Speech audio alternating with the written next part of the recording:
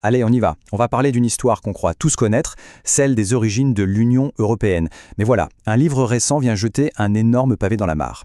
Il nous parle d'une histoire secrète, beaucoup plus sombre, qui se serait cachée dans les archives. Alors aujourd'hui, on va décortiquer ensemble cette thèse qui est, disons-le, assez explosive.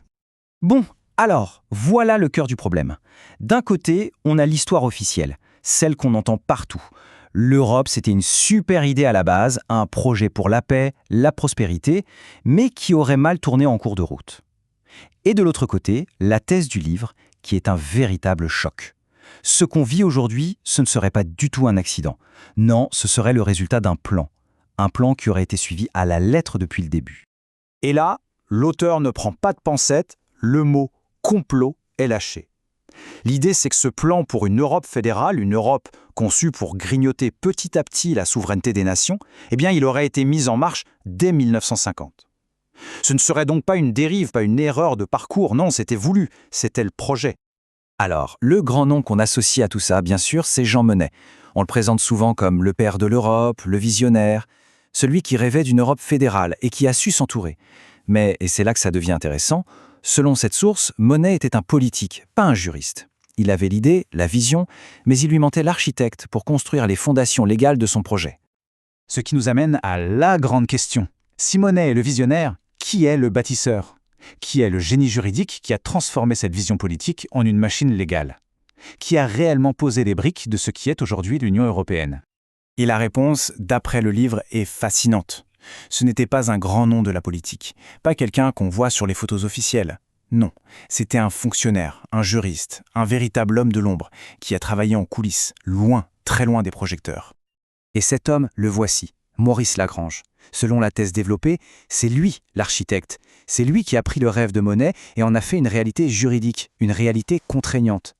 Il aurait été le cerveau derrière la Cour de justice de l'Union européenne, le véritable moteur légal de toute la machine. D'ailleurs, Monnet lui-même aurait dit que son travail était inestimable. Ok, mais comment s'y sont-ils pris ? Quelle était la méthode ? Eh bien, c'est ce que l'auteur appelle le fédéralisme par le droit. L'idée est assez maligne. Au lieu de faire un grand projet politique qui aurait provoqué des débats sans fin, ils auraient choisi la voie juridique. Construire l'Europe brique par brique, norme après norme, décision de justice après décision de justice. Un terrain tellement technique, tellement ennuyeux en apparence, que personne ne verrait le super-État se construire sous leurs yeux. Une sorte de coup d'État en 12 heures par les juristes. Et pour bien comprendre l'état d'esprit de l'époque, d'après cette source, il y a un détail qui tue. Dans le plan original, il n'y avait pas de Parlement européen. Zéro. Pas de place pour les élus du peuple. Juste une haute autorité, des comités d'experts, des juges. Le pouvoir aux technocrates en somme. Et ça va plus loin. Quand, plus tard, sous la pression politique, il a fallu ajouter un Parlement, Monnet aurait vu ça comme une verrue. Oui, une verrue, une imperfection qui venait gâcher leur beau système d'experts. Ça en dit long, si c'est avéré, sur la vision de la démocratie qui était à l'œuvre. Alors revenons à notre homme de l'ombre, Maurice Lagrange. Si on se penche sur sa biographie officielle, même celle qui est sur le site de la Cour de justice européenne, on tombe sur quelque chose de curieux. Il y a un trou, un blanc. Rien entre 1940 et 1945. 5 années qui ont tout simplement disparu de son CV. La question est évidente, mais que faisait-il pendant la Seconde Guerre mondiale ? Et la réponse que le livre apporte est absolument glaçante. Ce trou dans sa bio, ce serait son service sous le régime de Vichy. Et cette citation, retrouvée dans les archives, lui est attribuée. Il parle de la nécessité d'une interprétation stricte de la loi pour identifier les citoyens juifs, autrement on laissera passer la moitié des cas. Si c'est vrai, ça ne parle pas juste d'obéissance, mais bien de zèle. L'auteur insiste sur ce point. Lagrange n'aurait pas été un simple rouage de l'administration, un fonctionnaire qui exécute les ordres. Non, il est décrit comme un partisan convaincu de la Révolution nationale de Pétain. Il aurait été l'un des rédacteurs et des applicateurs les plus rigoureux du statut des Juifs, poussant pour purger l'administration de tous les fonctionnaires juifs jusqu'aux plus petits échelons. Certains documents suggèrent même qu'il trouvait le maréchal Pétain trop mou. Et c'est là que l'histoire, telle qu'elle est racontée, prend une tournure absolument sidérante. Juste après la guerre, ce même Maurice Lagrange aurait été recruté, pas par les Français, mais par les Américains.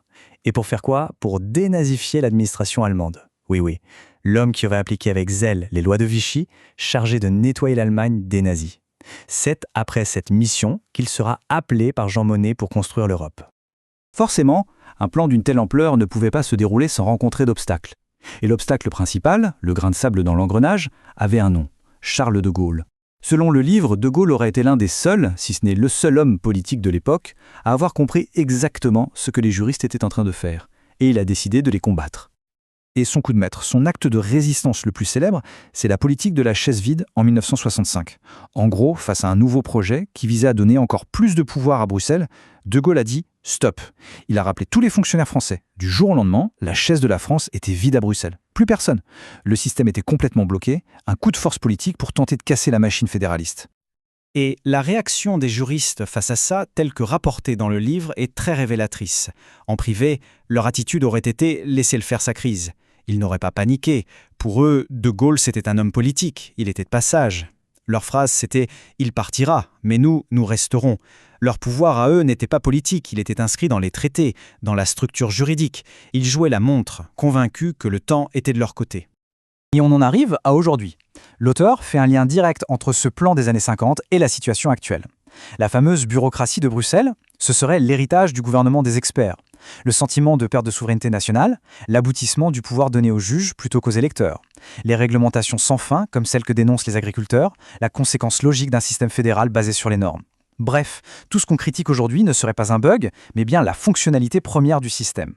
Et tout ça nous laisse avec une question assez vertigineuse. C'est la question que pose en filigrane toute cette analyse. Si les fondations d'un bâtiment sont posées d'une certaine manière, avec une certaine intention, est-ce qu'on peut vraiment le rénover pour qu'il devienne autre chose ? Ou est-ce que sa nature profonde, son ADN, est figée pour toujours ? C'est une question qui mérite réflexion.